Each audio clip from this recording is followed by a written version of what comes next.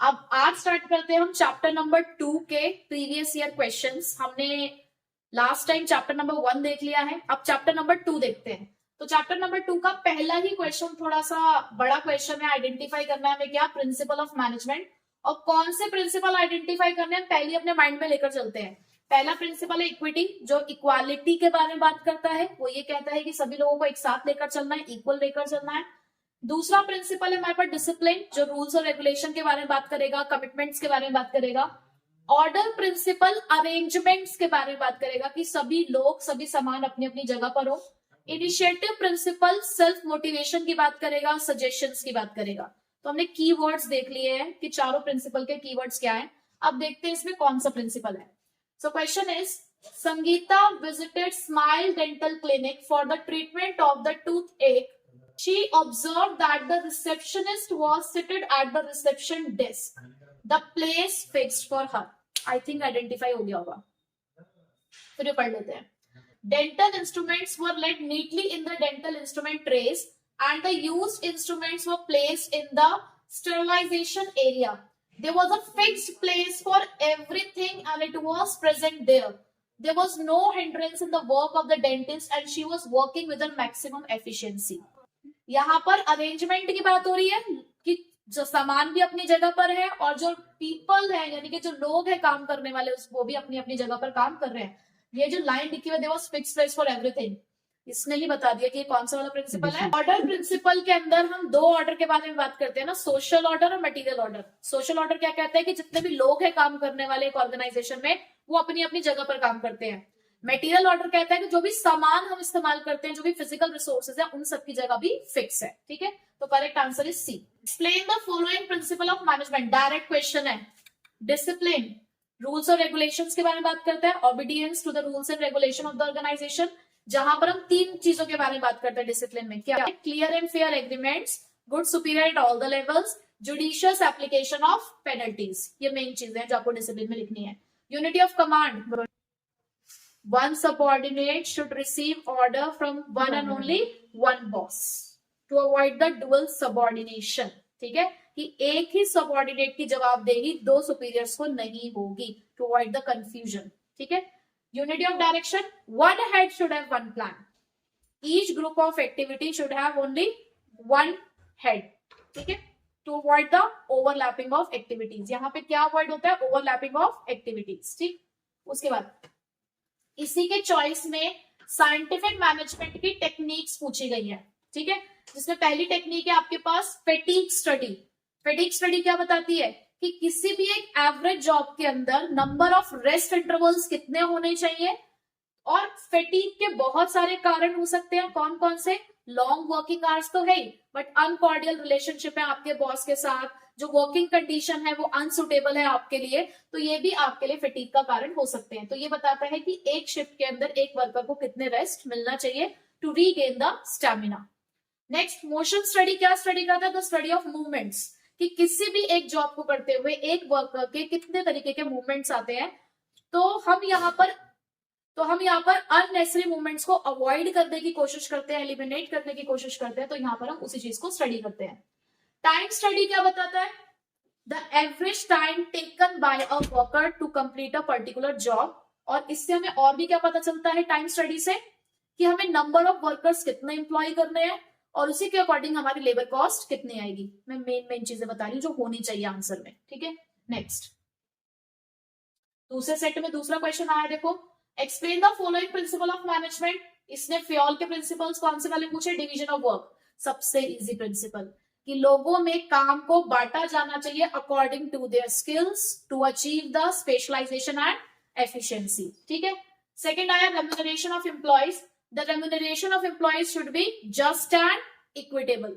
Just का मतलब क्या है? कि एटलीस्ट इतना हो कि वो एक वर्कर के रीजनेबल स्टैंडर्ड ऑफ लिविंग को मेंटेन कर सके।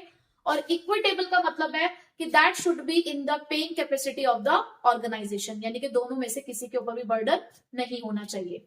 तीसरा है subordination of individual interest to general interest, यानी कि कभी भी अगर कोई आपके सामने एक ऐसा केस अराइज हुआ जहां पे अकेला एक पर्सन खड़ा है, किसी एक इंडिविजुअल का इंटरेस्ट हम देख रहे हैं, और पूरी ऑर्गेनाइजेशन है जनरल इंटरेस्ट, यानी कि बहुत सारे लोग जुड़े हैं उससे, सप्लायर है, गवर्नमेंट है, कस्टमर्स है, शेयर होल्डर्स है, इन्वेस्टर्स है, तो वहां पर किसको प्रायोरिटी दी जाएगी, कौन सा इंटरेस्ट सेकेंडरी हो जाएगा, वहां पे इंडिविजुअल इंटरेस्ट सेकेंडरी हो जाएगा, वहां पे प्रायोरिटी किसको दी जाएगी, जनरल इंटरेस्ट को। ठीक है, इसी के चॉइस में टेक्निक्स ऑफ साइंटिफिक मैनेजमेंट कौन कौन सा, डिफरेंशियल पीस वेज सिस्टम, यानी कि हर किसी को जितना काम वो कर रहे हैं उसी के अकॉर्डिंग पैसा दिया जाएगा। डिफरेंशियल पीस वेज सिस्टम का मतलब क्या है, हर किसी की जो दिहाड़ी है यहाँ पर वो अलग अलग है, हर किसी का रेम्यूनरेशन अलग है, आप जितना काम करोगे उतना ही आपको पैसा मिलेगा, हर किसी का वेज रेट भी अलग है। हम यहाँ पे स्टैंडर्ड सेट कर देते हैं कि जो इतने स्टैंडर्ड तक प्रोड्यूस करेगा उसको वेजेस इस पर्टिकुलर सर्टेन अमाउंट से मिलेगी, जो स्टैंडर्ड के ओवर चला जाएगा, बियॉन्ड द स्टैंडर्ड चला जाएगा, उसको अलग वेज रेट ऑफर करेंगे। ठीक है, उसके बाद स्टैंडर्डाइजेशन एंड सिंप्लीफिकेशन। स्टैंडर्डाइजेशन की प्रोसेस क्या कहती है, स्टैंडर्डाइजेशन क्या कहता है कि हर एक्टिविटी का स्टैंडर्ड सेट करो। आप रॉ मटेरियल खरीद के लेकर आओ, स्टैंडर्ड सेट करो, मशीन से काम कराते हो, स्टैंडर्ड सेट करो कि ये मशीन 8 घंटे में 50 यूनिट बना लेगी, तो ये उसका एक स्टैंडर्ड है। ठीक है, to achieve the excellence performance, इसलिए हम स्टैंडर्डाइजेशन करते हैं। Simplification, to remove the unnecessary diversity in the organization. आप बहुत सारे प्रोडक्ट बनाते हो लेकिन आपके कुछ प्रोडक्ट लाइंस ऐसी हैं जो आपको कोई प्रॉफिट जनरेट नहीं कर रही, अननेसेसरी की भीड़ लगी हुई है, तो उसको हटा दो, तो वो सिंप्लीफिकेशन है। सिंप्लीफिकेशन ऑफ वर्क का मतलब क्या है, काम को सिंप्लीफाई करो। ठीक, आपसे साइंटिफिक मैनेजमेंट के प्रिंसिपल्स पूछेगा कौन कौन से, harmony not Discord, science not rule of thumb. Harmony not Discord क्या कहता है कि आपको मिलजुल कर रहना है, एक साथ रहकर काम करना है। आप जब भी अपने वर्कर्स के साथ बात करो तो आपको ये नहीं कहना कि भैया मैंने ये काम किया, हम सबने काम किया है। दोनों को ये रियलाइज करना है कि दोनों को एक दूसरे की जरूरत है, मैनेजमेंट को वर्कर्स की जरूरत है और वर्कर्स को मैनेजमेंट की जरूरत है। ठीक है, science not rule of thumb. Science not rule of thumb ये कहता है कि भाई यहाँ पर काम करना साइंस है, यहाँ पे कोई हिट एंड ट्रायल मेथड नहीं हो रहा है। जो टेलर था उनका ये बिलीव था कि किसी भी काम को करने के बहुत सारे मेथड हैं, बट हम scientifically, systematically, logically one best method choose करेंगे जो हमारी टाइम, मनी और एफर्ट्स को सेव कर जाएगा। चाहे भले ही रास्ता कॉम्प्लिकेटेड क्यों ना हो, लेकिन हम बेस्ट मेथड को चूज करके लेकर आएंगे। ठीक है, ऐसा science not rule of thumb में कहा गया था। यहाँ पर्सनल जजमेंट की बात नहीं की जाती है। जैसे कि रूल ऑफ थंब में तो क्या होता था, जो मैनेजर्स होते थे वो अपने अकॉर्डिंग काम करते थे, पर्सनल बायस आ जाता था। लेकिन वो टेलर जब अपने प्रिंसिपल्स को लेकर आए तो उन्होंने कहा ये सब चीजें यहाँ पर नहीं चलेगी, रूल ऑफ थंब नहीं चलेगा। ठीक है, नेक्स्ट पीछे आपको फ्योल के प्रिंसिपल्स दे रखे हैं। इक्विटी, इक्विटी क्या कहता है, इक्विटी का प्रिंसिपल क्या कहता है कि आपको एक ऐसा इन्वायरमेंट देना है अपने यहाँ पर काम करने वाले वर्कर्स को जो इक्वल हो। यहाँ पे किसी भी तरीके का डिस्क्रिमिनेशन नहीं होना चाहिए, कोई भेदभाव ना हो किसी भी तरीके से, चाहे वो कास्ट के बेसिस पे हो, कलर के बेसिस पे हो, जेंडर के बेसिस पर हो या रिलीजन के बेसिस पर हो। ठीक है, अथॉरिटी एंड रिस्पॉन्सिबिलिटी। अथॉरिटी का मतलब क्या होता है, राइट टू कमांड। हमारे पास ये राइट है कि हम किसी को कमांड दे सकते हैं। रिस्पॉन्सिबिलिटी का मतलब क्या होता है, obligation to perform the assigned task. हमारी ड्यूटी है कि जो काम हमें सौंपा गया वो हमें पूरा करना है। 3 बातें कही गई हैं अथॉरिटी और रिस्पॉन्सिबिलिटी के बारे में। अगर अथॉरिटी रिस्पॉन्सिबिलिटी से ज्यादा हो तो क्या होता है, मिसयूज ऑफ अथॉरिटी। अगर अथॉरिटी रिस्पॉन्सिबिलिटी से कम है तो वर्कर इनएफिशिएंट हो जाता है काम करने के लिए। तो there should be a balance between authority and responsibility. Authority must be equal to the responsibility. ठीक, stability of personal. Stability of personal किस बारे में बात करता है कि किसी भी ऑर्गेनाइजेशन में जो एम्प्लॉइज काम कर रहे हैं उनके काम करने का जो टेन्योर है, जो टाइम पीरियड है, वो स्टेबल होना चाहिए। आप अपने वर्कर को एक रीजनेबल टाइम दोगे ताकि वो अपने परफॉर्मेंस को शो कर सके। ठीक है, तो क्योंकि अगर आप फ्रीक्वेंट ट्रांसफर करोगे या फ्रीक्वेंट टर्मिनेशन करोगे तो आपके ऑर्गेनाइजेशन की प्रोडक्टिविटी अफेक्ट होगी और आपकी कॉस्ट भी बढ़ेगी, क्योंकि आपको रिक्रूटमेंट का प्रोसेस पूरा फिर से फॉलो करना पड़ेगा। ठीक है, नेक्स्ट क्वेश्चन आया हमारे पास, देखो, explain 5 points of significance of principle of management. कौन कौन से, provide useful insights into reality, optimum utilisation of resources and effective administration, तीसरा fulfilling the social responsibility, management research training and development, fifth meeting changing business environment requirement. ठीक है, बस उसके बाद देखो टेक्निक रिपीट हो गई है। अभी हमने पढ़ा fatigue study, differential piece wage system, वही सेम क्वेश्चन है। फीचर्स, अब फीचर्स आ गए। अब फीचर्स कौन कौन से हमारे पास, इसके general guidelines, contingent, flexibility, universal applicability, cost and effect relationship, behavioural. ठीक है, तो हमारे पास ये कुछ फीचर्स है, उनमें से कोई भी आपने 5 एक्सप्लेन कर देने हैं। Principle of scientific management, harmony not discord, already हम डिस्कस कर चुके हैं। ये लास्ट वाला, development of each and every person to his and greatest efficiency and prosperity, यानी कि आप जब भी अपने यहाँ पर एम्प्लॉयज को सिलेक्ट करो तो उनको साइंटिफिकली सिलेक्ट करना है। जिसको जो काम करना आता है, अगर वही काम सौंपोगे तो उससे ऑर्गेनाइजेशन की प्रोडक्टिविटी बढ़ेगी। ऑर्गेनाइजेशन की प्रोडक्टिविटी बढ़ेगी तो उसके प्रॉफिट्स बढ़ेंगे, प्रॉफिट्स का बढ़ना उसकी प्रोस्पेरिटी का बढ़ना, जो कि कंपनी और एम्प्लॉयज दोनों के लिए ही बेनिफिशियल है। ठीक है, चलिए आगे चलते हैं। केस स्टडी आई बहुत लंबी चौड़ी, मैं तो नहीं पढ़ूंगी पूरी, पहले मैं तो नीचे का क्वेश्चन पढ़ूंगी। क्या ये ना हमारे पास क्वेश्चन, देखो, identify and explain the principle and the technique of scientific management. Mind में रखना है टेलर को, टेलर के, हाँ वो दर्जी नहीं, टेलर के प्रिंसिपल, टेलर की टेक्निक। ठीक है, चलो अब चलते हैं क्वेश्चन की तरफ। Karan Nath took over D North Motor Company from his ailing father 3 months ago. In the past, the company was not performing well. Karan was determined to improve the company's performance. He observed that the methods of production as well as the selection of employees in the company were not scientific. लोगों को select करने का जो method था वो scientific नहीं था। ऐसा कौन सा प्रिंसिपल में कहा गया है कि मेथड साइंटिफिक होना चाहिए? लास्ट वाला भी हमने पढ़ा, development of each and every person to his and greatest efficiency and prosperity. वो क्या कहता है कि साइंटिफिक होना चाहिए सिलेक्शन का मेथड। ठीक है, यहाँ से पहला प्रिंसिपल मिला। आगे चलते हैं। The production manager developed this method using the several parameters, right from deciding the sequence of the operation, place for the man, machines, and the raw material till the delivery of the product to the customers. This method was implemented throughout the organization.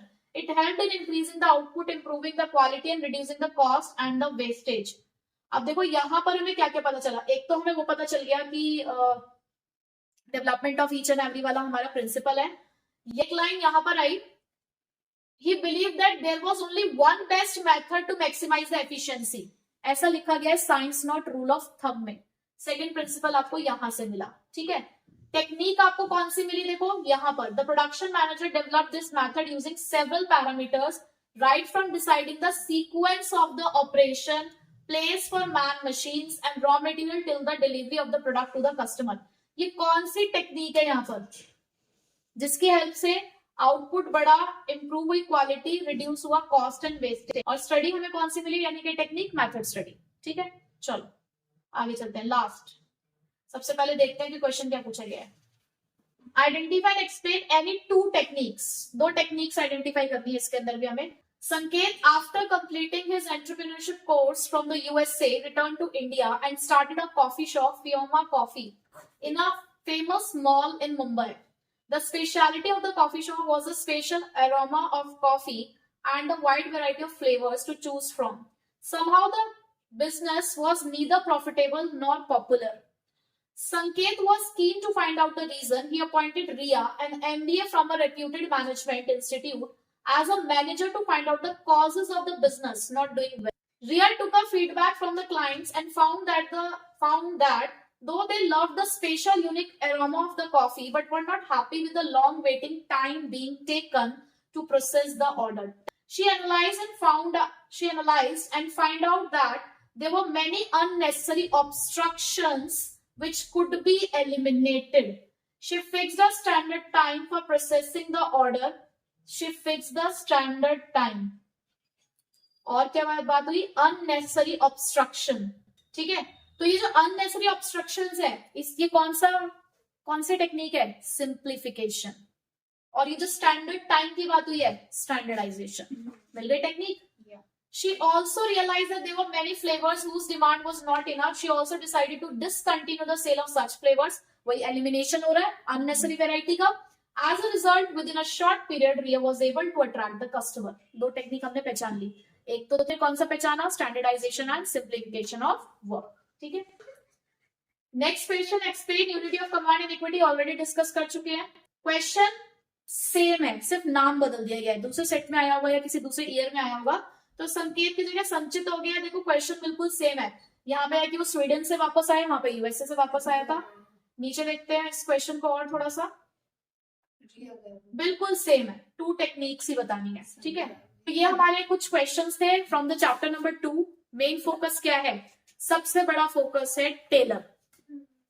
Fayol से ज्यादा Taylor को focus किया गया है। तो इसका मतलब आपको टेलर का पार्ट तो जरूर पढ़ना है, आपको टेक्निक्स और प्रिंसिपल्स बहुत अच्छे से पढ़नी है, जो बहुत जरूरी है, ठीक है। तो टेलर आपने सबसे पहले पढ़ना है, और फ्योल के जो इसमें आए हैं 14 नहीं कर पा रहे हो, तो जो इसमें ज्यादा पूछे गए हैं, जैसे कि इक्विटी बहुत पूछा गया है, इक्विटी मैंने 2 बार देखा, यूनिटी ऑफ कमांड 2 बार आया है, तो जो ज्यादा पूछे जा रहे हैं, डिसिप्लिन है, तो इन पे आपको ज्यादा फोकस करना है, ठीक है। फीचर एक ही बार पूछी गई है, इंपॉर्टेंस भी एक ही बार पूछी गई है। तो अगर आपसे अंदर का याद नहीं भी हो रहा है, तो हेडिंग्स याद कर लो एटलीस्ट। 5 नंबर का क्वेश्चन है, आप हेडिंग लिख कर आओगे 2.5 नंबर तो मिल जाएंगे, ठीक है। तो इतना आपने इसके अंदर प्रिपेयर करना, आपको आइडिया लग गया होगा कि किस तरीके के क्वेश्चंस आप पूछे जा रहे हैं, ठीक है।